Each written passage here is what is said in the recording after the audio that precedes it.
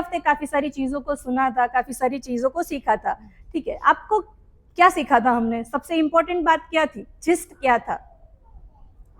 Last week जो message था उसका जिस्ट क्या था? कि हम मसीह के साथ क्रूस पर चढ़ाए गए। मसीह के साथ क्रूस पर चढ़ाए गए। ओके, हमारा जीवन मसीह में छुपा, करेक्ट, हमें परमेश्वर के प्रतिरूप में बनाया गया है। ओके, हम परमेश्वर के जैसे हैं क्या?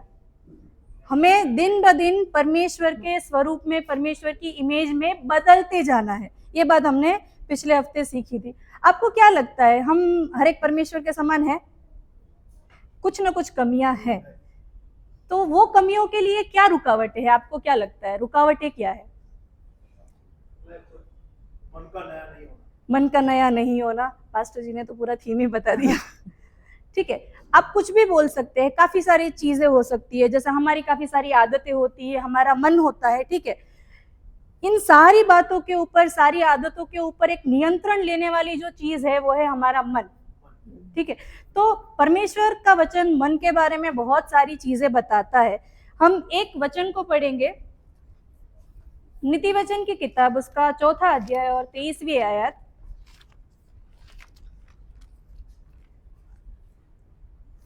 तीसरी 4 अध्याय और 23। सबसे अधिक अपने मन की रक्षा कर, क्योंकि जीवन का मूल स्रोत वही है। सबसे अधिक अपने मन की रक्षा कर, क्योंकि जीवन का मूल स्रोत यही है। अगर इंग्लिश में पढ़ेंगे तो वहां पे ऐसा लिखा है, above all else guard your heart for everything you do flows from it. हम जो भी करते हैं, लेकिन यहाँ पे हार्ट की बात आती है। अगर हम हिंदी में देखेंगे तो हृदय और मन, ये दोनों अलग चीजें हैं। परमेश्वर का वचन क्या बताता है कि हमें संपूर्ण मन से, संपूर्ण हृदय से, सारी सामर्थ से और सारे प्राण से हमें परमेश्वर को प्रेम करना है। अभी आप मुझे बताइए, ये हृदय और मन ये अलग अलग चीजें हैं कि एक है? इंग्लिश में हार्ट बताता है, हिंदी में मन बताता है, हिंदी में काफी सारी जगहों पे हृदय भी बोला गया है। तो आपको क्या लगता है, ये हृदय और मन एक ही चीज है? अलग अलग चीजें हैं, ठीक है, लेकिन ये दोनों बहुत कनेक्टेड है। हृदय कहाँ पे है? हमको पता है हमारे हृदय में क्या होता है। अगर फिजिकल तरीके से, शारीरिक तरीके से उसको देखे तो मैं साइंस की स्टूडेंट हूँ तो बता पा रही हूँ, लेकिन ये एक कॉमन नॉलेज है, सबको पता होगा। हमारे हृदय में जो लहू है वो आता है, वहां पे प्यूरिफाई होता है और वहां से पूरे शरीर में वो बहता है। ये शारीरिक तौर पे है। लेकिन अगर आत्मिक रीति से देखेंगे तो क्या है? हृदय हमारा एक ऐसी जगह है जहाँ पे महिमा और जीवन का परमेश्वर बैठता है ना। हमारे हृदय में परमेश्वर बैठता है। दाऊद परमेश्वर के हृदय के पीछे रहने वाला मनुष्य था, है ना। लेकिन अगर बिब्लिकल सेंस में देखेंगे तो जो हृदय है या तो जो हार्ट है वो बहुत सारी चीजें उससे रिलेटेड है। जैसे कि वो हमारे इमोशन का, थिंकिंग का, फीलिंग्स का या तो डिसीजन मेकिंग का एक सेंटर है। हम जो दिल में सोचते हैं, हृदय में सोचते हैं, वही बातें अफेक्ट करती है हमारे मन को। अभी आप मुझे ये बताइए कि आपका मन किधर है? दिमाग, ब्रेन एक अलग चीज है। किधर है? हाँ, वो सारी एक, देखो ये शरीर है इसलिए हम शारीरिक पार्ट को बता पाए हृदय, लेकिन मन, अगर माइंड की बात हो तो ऐसा कोई कहीं पे वो लोकेटेड नहीं है। पूरा ओवरऑल बीइंग जो एक डिसीजन मेकिंग पावर है हमारा, उसको हम मन बोल सकते हैं। हृदय को बताते हैं क्योंकि वो एक फिजिकल ऑर्गन है, वो एक शारीरिक चीज है। देखो हमारे अंदर शरीर भी है, हमारे अंदर आत्मा भी है ना। हम बहुत सारी चीजों से बने हुए हैं। तो मन आप कहीं पे लोकेट नहीं कर सकते, लेकिन हाँ, आपके हृदय में जो बातें आती है, आपके हृदय में जो इमोशंस आते हैं, वो आपके मन में जाते हैं, उसमें विचारों को लाते हैं और आपको निर्णय लेने के लिए सहायता करते हैं। आज हम देखते हैं काफी सारे लोग, उनके मनों में काफी सारी चीजें चलती है, ठीक है। कई बार वो हमारे इमोशंस को भी अफेक्ट करती है। हम, और इन रिटर्न क्या होता है, जो हमारे मनों में विचार चलते हैं और जो हमारी फीलिंग्स, इमोशंस है, उसके रिटर्न में क्या होता है, वो हमारे बिहेवियर को, हमारे व्यवहार को और हमारे एक्शंस को अफेक्ट करते हैं। मानते हैं सब लोग? हमारा एक्शन लोग देख सकते हैं, हमारा बिहेवियर लोग देख सकते हैं, लेकिन प्रभु का धन्यवाद,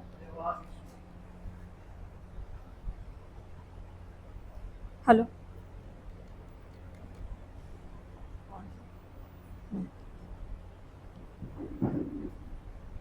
लेकिन हमारे मन को लोग जान सकते हैं क्या? लोगों के मन में क्या चल रहा है, क्या विचार चल रहे हैं, हमको पता चल सकते हैं क्या? नहीं, उसको सिर्फ परमेश्वर जानता है ना।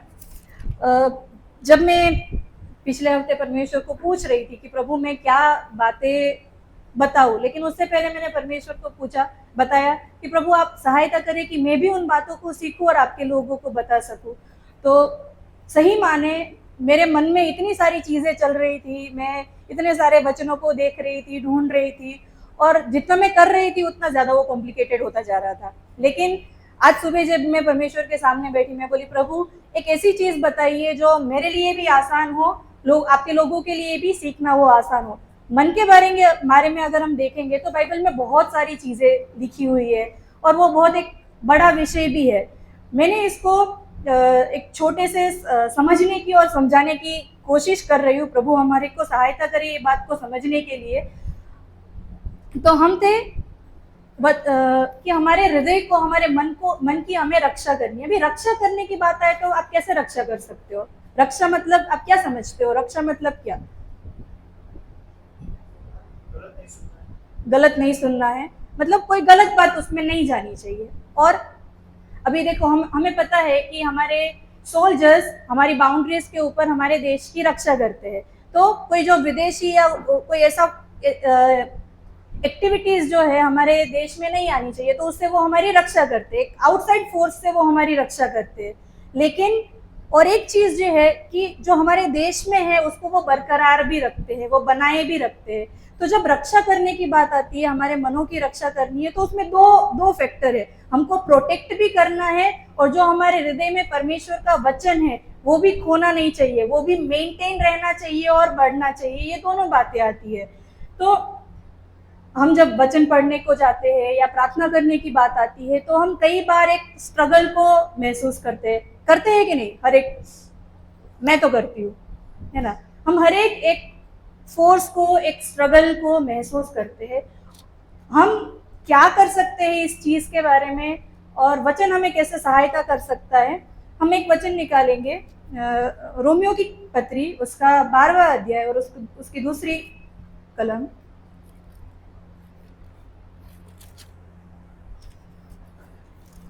इस संसार के सदृश न बनो, परंतु तुम्हारे मन के नए हो जाने से तुम्हारा चाल चलन भी बदलता जाए, जिससे तुम परमेश्वर की भली और भावदी और सिद्ध इच्छा अनुभव से मालूम करते रहो। देखिए, मन के नए हो जाने से तुम्हारा चाल चलन भी बदलता जाए।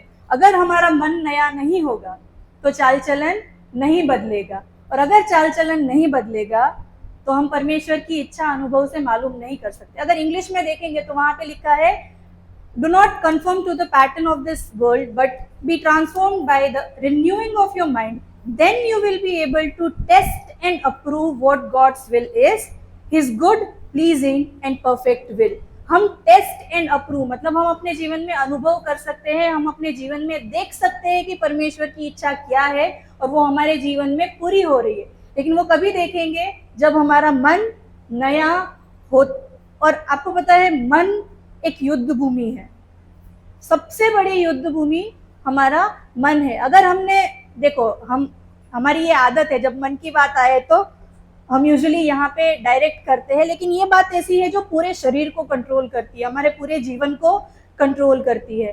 ठीक है, तो मन एक युद्ध भूमि है और उसको हम कैसे नियंत्रण में ला सकते हैं? हम क्या कर सकते हैं कि हमारा जो मन है, हमारे जो विचार है, वो एक नियंत्रण में रहे? आपको क्या लगता है हम क्या कर सकते हैं?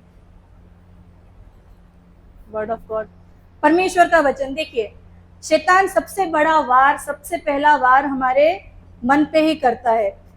पाप की अगर बात करें तो पाप पहले वो मन में विचार डालता है, फिर वो अभिलाषा पाप की ओर जाती है, लेकिन पहली चीज जो आती है वो मन में विचार डालना है, फिर ही वो पाप में प्रकट होता है। ठीक है, लेकिन जब वो मन में विचार आता है, और आपको क्या लगता है कि मुझे पहले ऐसे लगता था, जब मुझे ये बातें नहीं पता थी तो मुझे ऐसा लगता था कि ये विचार खाली मुझे ही आते हैं, लेकिन बाद में मुझे पता चला कि ये विचार हर एक को आते हैं। जो विचार का आना है मन में वो स्वाभाविक है। आपको ऐसा नहीं लगना चाहिए कि ऐसे ऐसे ख्याल मुझे आते हैं, ये एकदम नॉर्मल है। सबसे पहले शैतान वहीं पे वार करता है, लेकिन जब वो विचार आते हैं तो हमें क्या करना है, उसको हमें यीशु के नाम से खंडन करना है।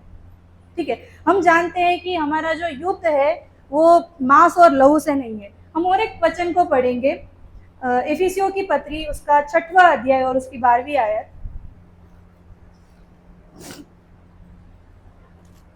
क्योंकि हमारा यह मल्ल युद्ध लहू और मांस से नहीं, परंतु प्रधानों से और अधिकारियों से और इस संसार के अंधकार के हाकिमों से है, और उस दुष्टता की आत्मिक सेनाओं से है जो आकाश में है। देखो, शैतान की शक्तियों, अधिकार और दुष्टता के हाकिमों से हमारा मल्लयुद्ध है। लेकिन हम क्या करते हैं, जैसे हमारे घर में कुछ होता है, वर्क प्लेस पे कुछ होता है, दोस्तों के बीच में कुछ होता है, या कहीं पे भी कुछ होता है, इसने ऐसा किया, उसने ऐसा किया, नहीं। और वो जो एक थॉट आता है, उस थॉट के ऊपर पता नहीं हम कितनी बड़ी बिल्डिंग बना देते हैं। होता है कि नहीं? हर एक एक्सपीरियंस करते हैं, है ना। ये एक प्रैक्टिकल चीज है। ठीक है, मैं जब बोल रही हूँ मैं खुद भी उससे पास होती हूँ, ऐसा नहीं है कि तो जब ये चीजें होती है, और ये स्वाभाविक है, एक थॉट आना वो स्वाभाविक है, लेकिन उसको हमें कितना परमिशन देना है हमारे मन में, वो हर एक के विल पावर के ऊपर डिपेंड करता है।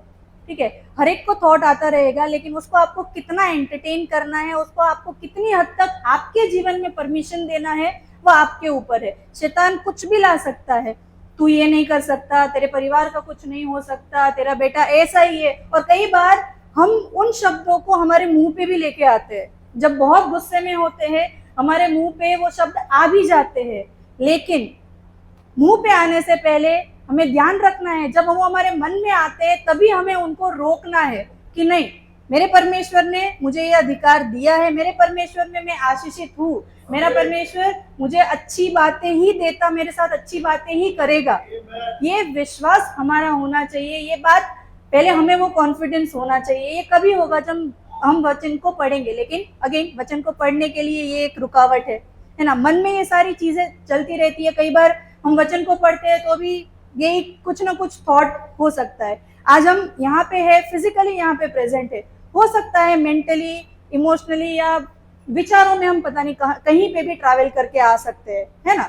हम अपने काम पे हो सकते हैं, हमारा मन अपने बच्चों में हो सकता है, काफी सारी चीजों पे हम ट्रैवल करके आ सकते हैं, लेकिन हमें उन सारी बातों को एक नियंत्रण में लाना है। बैक टू द टॉपिक, लेकिन ये सारी चीजें इसलिए आती है ताकि शैतान नहीं चाहता कि परमेश्वर का वचन आपके कान में जाए और कार्य करे, क्योंकि वो जानता है परमेश्वर सामर्थी है और परमेश्वर का वचन सामर्थी है। शैतान जानता है, इसीलिए सबसे पहला बार अगर आप देखोगे ना, तो आजकल बहुत सारे मसीह लोग यही बोलते हैं कि हमारे पास समय नहीं है वचन को पढ़ने का, इतने हम बिजी है। क्यों? क्योंकि वचन ही एक ऐसी ताकत है जिससे एक व्यक्ति का जीवन बदल सकता है। अगर वचन नहीं पढ़ेंगे, देखो वचन अंदर होना और उसको पढ़ना बहुत जरूरी है। वचन हमारा आत्मा का भोजन है। आप दिन में 1 टाइम खाना खाते हैं, 3 टाइम खाना खाते हैं, शायद ज्यादा, क्योंकि वो शारीरिक भोजन है। कितनी बार वचन पढ़ते हैं, ये हर एक का व्यक्तिगत, हर एक के लिए व्यक्तिगत है।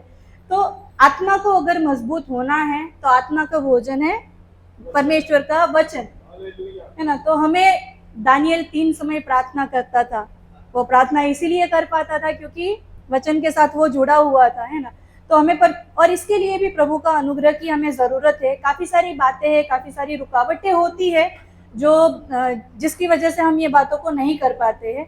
उनमें से एक बात जो मैं आपसे आज, देखो मन को नियंत्रण करने के लिए या इन सारी चीजों को करने के लिए बहुत सारे उपाय है, लेकिन जिससे शुरुआत होती है वो है एक मन को नियंत्रण में लाना। वो हम कैसे कर सकते हैं, जो मैंने समझा है वो मैं आपसे बांटना चाहती हूँ। हम निकालेंगे, पहले निकालेंगे हम नीति वचन की किताब, उसका 3रा अध्याय और 5वीं और 6वीं आयत। तू अपनी समझ का सहारा न लेना, वरन संपूर्ण मन से यहोवा पर भरोसा रखना, उसी को स्मरण करके सब काम करना, वह तेरे लिए सीधा मार्ग निकालेगा। देखिए यहाँ पे हिंदी में अगर लिए देखा जाए तो संपूर्ण मन पर यहोवा पर भरोसा रखना, ऐसा कहा गया है। अगर इंग्लिश में पढ़ेंगे तो ऐसा लिखा है, trust in the Lord with all your heart and lean not on your own understanding, in all your ways submit to him and he will make your path straight. Submit to him, सब जो keyword जो मैं बताना चाहती हूँ वो है submit to him. अगर हम परमेश्वर को समर्पित करेंगे, अपने जीवन को, समर्पण मतलब सारी चीजें, सारी बातें हमें परमेश्वर के हाथ में सौंप देना है ना, तो परमेश्वर हमारे लिए एक सीधा मार्ग निकालेगा, ऐसा वचन बताता है। हम और एक वचन को पढ़ेंगे, याकूब की पत्री उसका 4 अध्याय और 7वीं और 8वीं आयत। इसलिए परमेश्वर के अधीन हो जाओ और शैतान का सामना करो, तो वह तुम्हारे पास से भाग निकलेगा। हम इतना ही पढ़ेंगे अभी के लिए। परमेश्वर के अधीन हो जाओ और शैतान का सामना करो। जब ऐसा थॉट आपके मन में आता है, कोई भी विचार आपके मन में आता है जो परमेश्वर की ओर से नहीं है, अभी आपको ये कैसे पता चलेगा कि कोई विचार परमेश्वर की ओर से है कि नहीं? जो विचार परमेश्वर की ओर से होता है वो शांति को लाता है, वो कंफ्यूजन को नहीं लाता, वो गड़बड़ी को नहीं लाता, वो आपके मन में व्याकुलता नहीं लाएगा। जो बात परमेश्वर की ओर से होती है वो सबसे पहले शांति को लाती है। तो अगर कोई विचार आपके मन में होता है जो शांति नहीं लाता, जो गड़बड़ी का होता है, जो बुराई का होता है, तो आपको जान लेना है कि ये विचार परमेश्वर की ओर से नहीं है। और जब वो विचार परमेश्वर की ओर से नहीं है तो हमें क्या करना है? उसको खंडन करना है। यहाँ पे वचन क्या कहता है? परमेश्वर के अधीन हो जाओ। पहले अपने जीवन को परमेश्वर के हाथों में समर्पित करना है। दूसरी चीज है शैतान का सामना करो। आप उससे लड़ने जाओगे, वो ढाल तलवार लेके उससे लड़ने जाएंगे? नहीं, सामना करना है। किससे सामना करना है? वचन से, वचन रूपी तलवार से। वो हमारा आत्मिक हथियार है। हमें वचन से शैतान का सामना करना है, यीशु के नाम से उसको खंडन करना है, उसको बताना है यीशु ने ये अधिकार मुझे दिया है तुझे भगाने का, है ना। तो उससे जब वो विचार आपके मन में आता है, सबसे पहले उसको तभी के तभी, उसको बिल्डिंग बनाने नहीं देना है वहां पे, तभी के तभी उसको खंडन करना है कि यीशु के नाम से तू दूर हो जा, है ना। वो कभी कभी बहुत बड़ा रूप ले लेता है, तब तक राह नहीं देखना है ना। वो भी आज हम देखते हैं कितने सारे लोग डिप्रेशन में चले जाते हैं, पता नहीं क्या क्या बीमारियां उनके मन में इस चीज की वजह से आती है कि वो बहुत ज्यादा सोचते हैं। तो उतना डीप में हमें नहीं जाना है। द मोमेंट वो चीज आती है, हमें उसको यीशु के नाम से खंडन करना है ना। आगे पढ़ेंगे 8वीं आयत। परमेश्वर के निकट आओ तो वह भी तुम्हारे निकट आएगा। देखिए, हमारे परमेश्वर के साथ के रिश्ते में हमारा मन है, कई बार वो बहुत बड़ी बाधा बन जाता है। तो हमें ऐसा नहीं करना है। ये वचन आगे पीछे एक के बाद एक है, उसका एक कारण है ना। परमेश्वर चाहते हैं कि हम ऐसी सारी चीजों में जहाँ पे हम कमजोर होते हैं, हमें शैतान का खंडन करना है। जहाँ पे हमें लगता है कि वो बंधन है, वहां पे शैतान को हमें भगाना है और परमेश्वर के करीब आना है। प्रभु के करीब कैसे आ सकते हैं? प्रार्थना, वचन। देखिए, आपको लगेगा कि ऐसे कैसे बता रहे हैं, हम कैसे खंडन करें? परमेश्वर ने भी ये चीज की थी। जब हम उत्पत्ति की किताब देखेंगे, अगर क्रिएशन की स्टोरी हम देखेंगे, है ना, हम पढ़ेंगे उसका पहले से 5 वचन, पहले से 4 वचन। उत्पत्ति की किताब 1 अध्याय पहले से 4 वचन। आदि में परमेश्वर ने आकाश और पृथ्वी की सृष्टि की। पृथ्वी बेडौल और सुनसान पड़ी थी और गहरे जल के ऊपर अंधियारा था तथा परमेश्वर का आत्मा जल के ऊपर मंडराता था। ओके, यहाँ पे हम रुकेंगे थोड़ी देर। परमेश्वर ने पृथ्वी बेडौल और सुनसान पड़ी थी और गहरे जल के ऊपर अंधियारा था तथा परमेश्वर का आत्मा जल के ऊपर मंडराता था। अगर हम अपनी हालत को देखेंगे तो हमारा हालत ऐसा था, है ना। हमारे जीवन में काफी सारी अवस्थाएं, काफी सारी बातें ऐसी थी जो बेडौल थी, सुनसान थी और शायद आज भी है ना। लेकिन यहाँ पे क्या था? परमेश्वर का आत्मा जल के ऊपर मंडराता था, फिर भी ये चीजें थी, है ना। यहाँ पे परमेश्वर का आत्मा वहां पे मंडरा रहा था, फिर भी ये चीजें थी। उसके बाद परमेश्वर क्या कहते हैं? 3रा वचन। जब परमेश्वर ने कहा उजियाला हो तो उजियाला हो गया। देखो, परमेश्वर का आत्मा मंडरा रहा था, प्रभु ने बोला उजियाला हो गया। आपको क्या लगता है, उजियाला होने के बाद अंधकार चला गया? अंधकार फिर भी उधर था। क्रिएशन स्टोरी, उत्पत्ति की कहानी में जब परमेश्वर सारी सृष्टि की रचना करते हैं, बेडोल सुनसान तभी भी था जब परमेश्वर का आत्मा वहां पे मंडराता था। जब उजियाला आया, जैसे हमारे जीवन में जब उजियाला आया, फिर भी अंधकार की बातें हो सकती है। तो हमें ये नहीं सोचना है कि देखो यीशु है इसलिए हमारे जीवन में आशा है और सारी बातें हैं, लेकिन दूसरी भी बातें हैं कि क्यों हमें दिन ब दिन बदलने की जरूरत है, क्यों हमें हमारे उद्धार के लिए कार्य करने की जरूरत है। क्योंकि आज वो अंधकार है, वो एक स्ट्रगल हमारे और अंधकार की शक्तियों के बीच में है। देखो, मैं ये नहीं बता रही हूँ कि आपको अंधकार या शैतान की शक्तियों के बारे में बड़ाई करनी है, नहीं, उसके बारे में बोलते रहना है, नहीं। आपको हमेशा हम परमेश्वर को ही बड़ा करना है, क्योंकि वो पहाड़ों को दूर करने वाला, सारी अंधकार की शक्तियों के ऊपर अधिकार रखने वाला परमेश्वर है। हमें ग्लोरीफाई, अगर मैग्नीफाई करना है, किसी की बड़ाई करनी है, तो हमेशा परमेश्वर की ही बड़ाई करनी है। आप जब अपने परिवार में कहीं किसी के साथ जब बात करते हैं, तो प्लीज आप भी ये याद रखें कि आप परमेश्वर की ही बात करें, परमेश्वर की ही बड़ाई करें। लेकिन आपको मन में ध्यान रखना है कि शैतान के साथ में भी सामर्थ्य है, वो भी एक परमेश्वर का सेवक था, है ना, और उसके हाथ में भी सामर्थ्य है। जब यीशु की परीक्षण की बात आती है, तो यीशु का भी वो परीक्षण करता है ना, लेकिन यीशु उसको कैसे फेस करते हैं, कैसे जीत पाते हैं? परमेश्वर के वचन से। तो हमें भी वचन में सामर्थ्य होना है, लेकिन हमें उनके बारे में बातें नहीं करते रहना है, शैतान के बारे में बातें नहीं करते रहना है। मैंने काफी सारे लोगों को सुना है कि शैतान ये कर सकता है, शैतान ये करता है, शैतान यहाँ पे अभी भी ये बंधन है। हम जब परमेश्वर में हैं, परमेश्वर ने सारे बंधनों को तोड़ दिया है हमारे लिए, है ना। लेकिन जो बातें हमारे मन के लिए रुकावट बनती है, उसके बारे में हमें अवेयर होना है और सामर्थ्य पाना है, ताकि परमेश्वर हमारे लिए कार्य करे। जी, तो जब पवित्र आत्मा मंडरा रहा था, जब उजियाला हो गया, फिर भी अंधकार वहां पे था, परमेश्वर क्या करते हैं उसके बाद?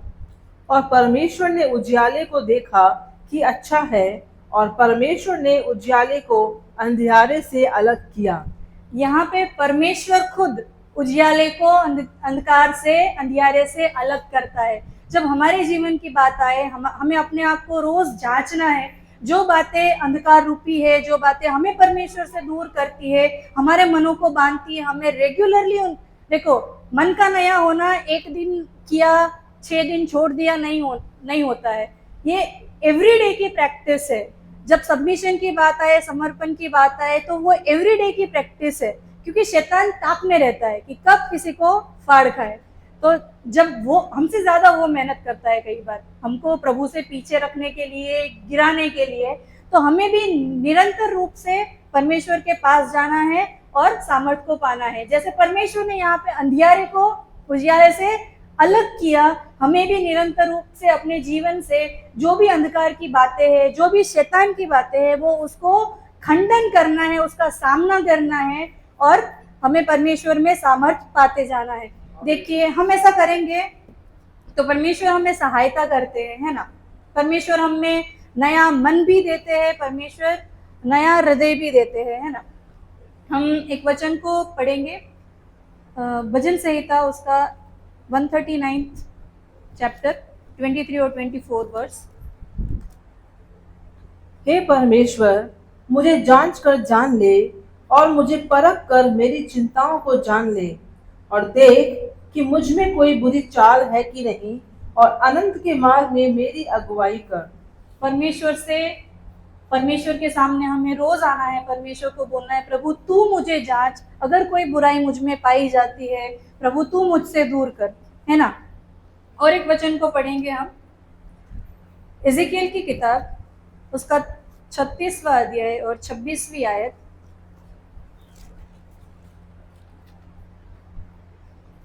मैं तुमको नया मन दूंगा, और तुम्हारे भीतर नई आत्मा उत्पन्न करूंगा, और तुम्हारी देह में से पत्थर का हृदय निकालकर तुमको मांस का हृदय दूंगा। परमेश्वर हम हर एक को सहायता करे जो एक हृदय है, देखो कई बार हमारे मन में कठोरता आ जाती है। प्रभु का आत्मा एक जेंटल स्पिरिट है, वो हमें बोलते हैं कि वचन पढ़ो, प्रार्थना करो, अभी नहीं, थोड़ी देर बाद, ऐसे करके टालते टालते कई बार हम चले जाते हैं।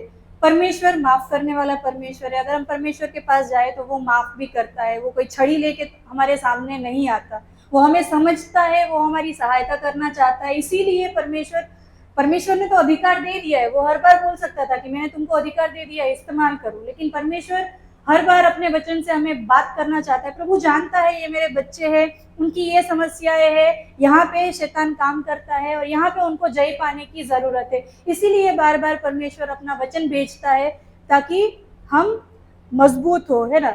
परमेश्वर वचन कहता है वो संकट के समय हमारा हाजरा हजूर मददगार परमेश्वर है। हमें जब भी जरूरत होती है परमेश्वर वहाँ पे उपस्थित होता है हमारी सहायता के लिए।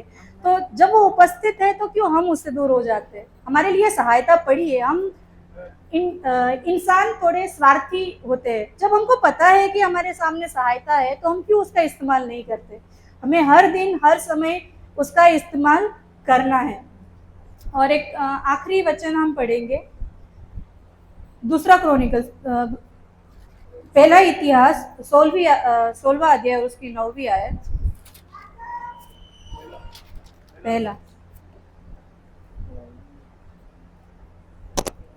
सेकंड क्रॉनिकल्स,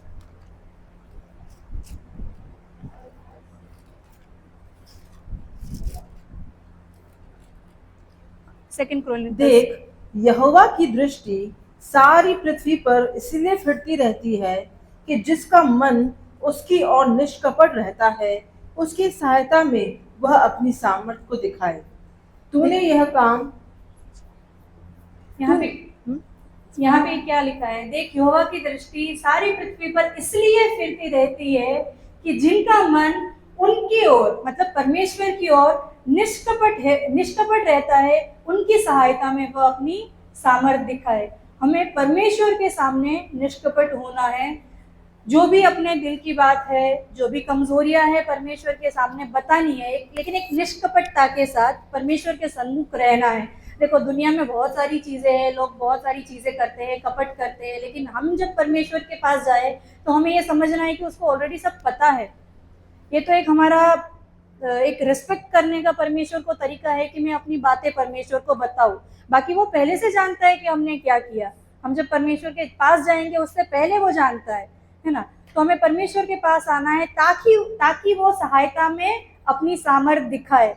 तो हमें एक ऐसा जीवन जीना है जहाँ पे हम निष्कपट रहे परमेश्वर के सामने, है ना। पाप हर एक इंसान करते हैं, हम कोई भी परफेक्ट पवित्र नहीं है, लेकिन हर एक चीज़ों के लिए हमें परमेश्वर की सामर्थ्य को मांगना है। प्रभु चाहता है कि वो अपने बच्चों को मदद करे ताकि हम यीशु के इमेज में बदलते जाए। ये सारी बात रुकावटें बनती है। हमें प्रभु के सामर्थ्य में चलना है। हर एक बातें जो हमारे परमेश्वर के वॉक के साथ, हमारे परमेश्वर के चलने के साथ, हमारे प्रभु के रिश्ते के साथ में जो बाधा बनती है, उन हर एक बातों का हमें खंडन करना है और दूर करना है। और हमें परमेश्वर का वचन कहता है हम परमेश्वर में जयवंत से भी बढ़कर है। परमेश्वर ने वो जीत हमें ऑलरेडी दे दिया है। वो जीत में हमें चलने के लिए परमेश्वर हर एक को सहायता करे। प्रभु हर एक को आशीष करे।